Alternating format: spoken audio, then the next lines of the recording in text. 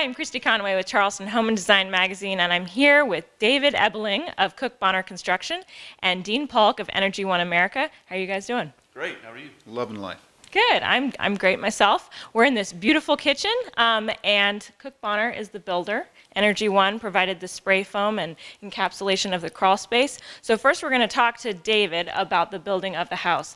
David, can you tell me a little bit about this house? I can. So the construction is called ICF, which stands for insulated concrete form, and the polystyrene forms are stacked together like Legos and building blocks. We go up about 12 feet high at a time and then fill the core with solid concrete, and it gives it a finished R value, which is the insulation value, of about R50.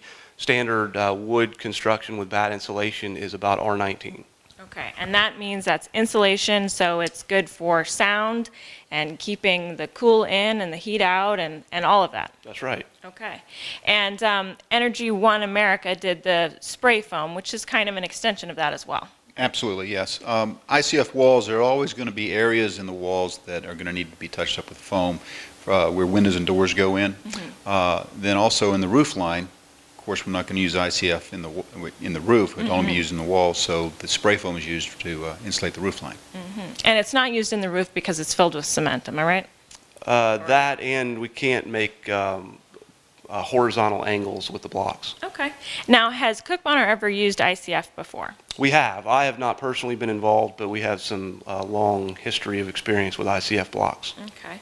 And what I find is interesting is that this all sounds very technical, and you're not sure how the house would turn out, but here we are standing in a gorgeous home where it's not just someone who wants to save a little bit of money on, air conditioning. This is a beautifully finished home. So you would never know that the walls are filled with cement and that you went through all of that work and all of that technical know-how, and here we are with a gorgeous home. You'd never know. Here you have it. Yeah. So, I mean, it's not like you just do ICFs. The finishings in this home are beautiful. Well, thank you. Yeah. Well, I think we're going to next stop off in the roof, am I right? And we're going to talk a little bit about what you guys did. Stop off in the attic. Oh, yes, not in the roof. So we're in the attic, and this is kind of your domain, okay? So tell me what Energy One did in here. Certainly. Well, you can see it. Better I can tell you about it. This is closed cell foam. It's a spray foam that is applied directly to the underside of the roof sheathing. And the reason why this is a better product than we're going to find in fiberglass insulation is this is a 100% air barrier as well as a 100% moisture barrier and a thermal barrier. Okay. For example, if we were to do fiberglass in here, I could do an R38 fiberglass in here, but it's only going to give me a conductive thermal heat resistance of about a 49%. With this, even though it's only an R19, we're looking at a 96% conductive thermal heat resistance because we've stopped all air movement and moisture through the roof assembly. I'm going to try to translate that in layman's to me, and you tell me if I'm right. R19 means it's smaller area, okay, versus an R30, which is the fiberglass, it's thicker. Correct. Okay, so it's thinner in size, but it's denser, so it's reflecting the heat away from the roof, and the home is not taking the heat in. Is that what you're saying? Very, very close. Okay. So we got about 3 inches of foam material here. Right. If I were to do an R30 or R38 insulation, I'd be 6 to 10 inches, depending on R value. Okay. But the biggest factor, the reason why this reduces heat, is because it stops air movement. Fiberglass does nothing for air movement. So if I were to have this as a vented attic, this attic could get to be about 140 degrees during the summer. But because it's an unvented attic and we're stopping all air movement, this temperature in the attic will stay about 10 to 15 degrees of living space. So it's we're comfortable up here in the middle of the afternoon without it. So there's no need for an air fan or an attic fan? None at all. No ventilating at all. Okay.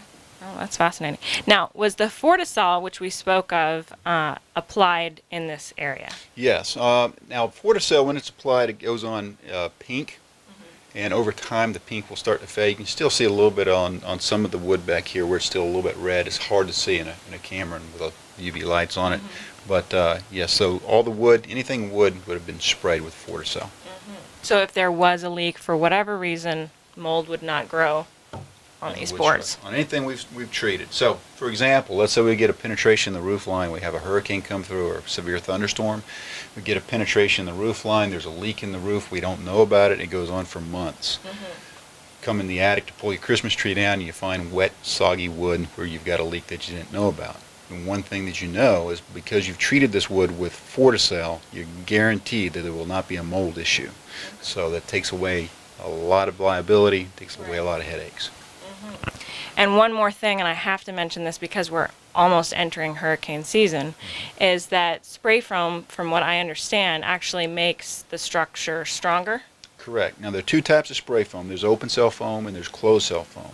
Closed cell foam will actually glue the house together and increase the racking strength as well as the shear strength of the house. Open cell, not so much. It's more of a noise abatement. They both give the exact same thermal properties, but the closed cell foam is what's going to give the structural integrity as well. It's no wonder that you guys work with Energy One, because this guy seems like he knows what he's talking about. They're a good group to work with, that's for sure. Definitely. Now, just really quickly, I want to speak about AMVIC. AMVIC provides the ICFs that you used, and I can see a little bit of them along the bottom of the roof line. Can you explain why they're used here, how they were used, and how they're incorporated in this kind of structure, if that makes sense? It doesn't. So, What's the transition? Why is it transitioning this way? so what you're looking at is the transition between the ICF block and the top plate where the roof rafter assembly ties into. And because the ICF blocks can't be run on a diagonal horizontal, because of the structure and because they're filled with concrete, we use wood in lieu of the ICF insulation. We use spray foam. Okay, all right. And is there anything else that you guys want to say about the project? I love being able to come into a house after we're done, because I usually see it only in the framing stage. When you come through a house when it's completed, True. you really get to see the beauty and the workmanship that Cook Bonner's put in this house. It's really phenomenal. Good. Thank you, Dean. Anytime, David. Well, thank you so much for speaking with me.